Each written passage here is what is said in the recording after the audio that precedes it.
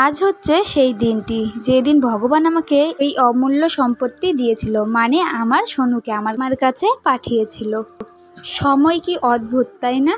এই তো মনে হলো সেদিনের কথা। সেদিন তোমাদের দাদাভাইকে আমি প্রেগনেন্সি কিটটা দেখিয়ে বলেছিলাম আমাদের মধ্যে নতুন কেউ আসতে চলেছে। ওই যে একটা সুন্দর অনুভূতি, যে একটা আনন্দটা মনে হয় লাইফে কখনো পাইনি।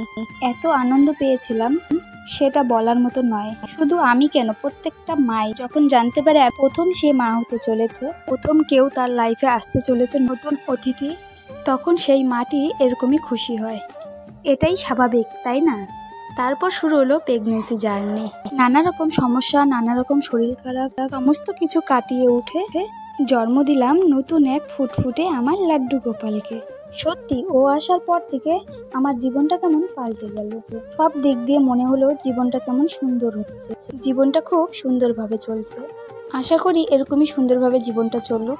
ও যেন ভালো থাকুক, আমার সোনু যেন ভালো থাক, সমস্ত কিছু যেন আমার উপর দিয়ে যায়, সমস্ত বাধা বিপত্তি সব আমার উপর দিয়ে যাক।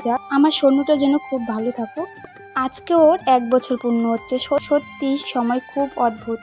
এই তো মনে হলো সেদিনের কথা, আর আজকে দেখো আমার বাবাটার 1 বছর পূর্ণ হয়ে গেল। তোমরা সবাই ওকে আশীর্বাদ করো, ও যেন ভালো থাকে, সুস্থ থাকে। হ্যাপি বার্থডে বাবাই, খুব ভালো থাকো, সুস্থ থাকো, অনেক বড় হও, মানুষের মতো মানুষ হও, মানুষের সঙ্গে মানুষের মতো ব্যবহার করো, এটাই চাই।